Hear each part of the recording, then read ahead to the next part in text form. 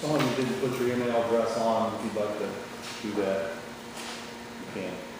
Fine, sorry. You don't have to, but... I just had one more question, and I think Jeff kind of touched on it a little bit earlier. You talked about the center seems to be focusing a lot more on sustainable types of agriculture, or organics and things like that, whereas Lenawee County has traditionally been mass-produced type farming. What type of research or documentation is used in deciding what the mix is going to be here in the township, knowing that we obviously only have limited resources in terms of tax dollars and or private donations? How are we, what type of research are we doing, or documentation do you guys have as far as what is the right mix so that we're getting the best spend? We use several things. First of all, we do use employment data from about a 100-mile radius. And our data frankly says that there's very few people being employed, new people being employed in traditional agriculture. And I think it does say that more are being employed. I don't know, more meaning it's a growing number in non-traditional, sustainable agriculture or organic type of farming. So that's one thing we use. We rely on local people also. Obviously, we can't get away from traditional agriculture. However, I think as Kyle said, generally, a student, a city boy like me, and I admit that, isn't going to come into this program, go through the program, and then go out and buy a farm. It's just way too expensive to be able to do that. Land and equipment.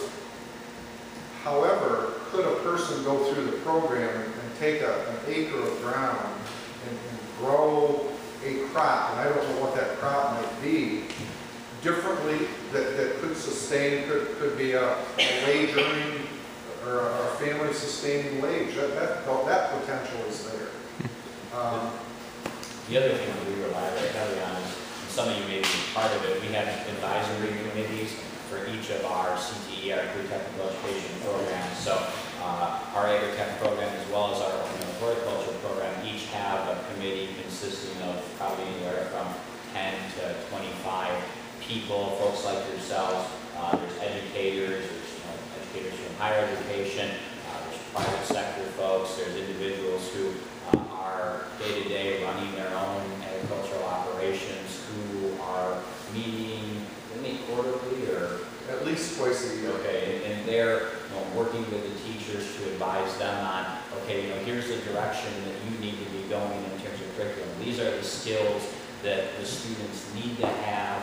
These are the content that they need to know to be successful in our industry today, and ideally they're saying what we perceive will be necessary 5, 10 years down the road. So I think a lot of this would relate to city kids sometimes, or farm kids that aren't going to be on the farm for whatever reason it is.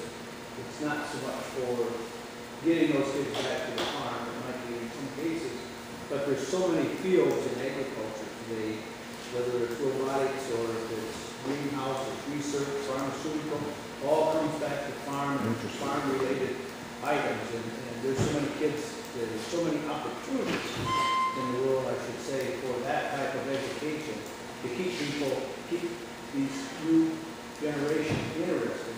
And a lot of it comes right back to the farm, farm production. Well, we do have, I think, traditional farming. We've kind of got our bases covered, but I think your local food initiative, not only are you people are going to want to see how things work, and you've covered all those bases with your demonstration plots and whatnot, but I think you certainly don't want to spend the same money researching traditional things that Pioneer, Monsanto, and Ciba-Geigy, they're all spending millions now in the land-grant universities.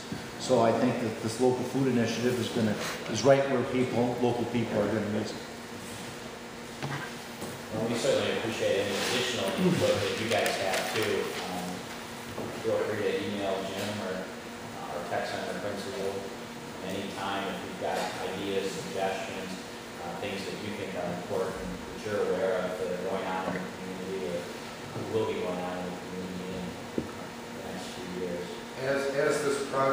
proceeds, we'll certainly, you know, be willing to come back to this group.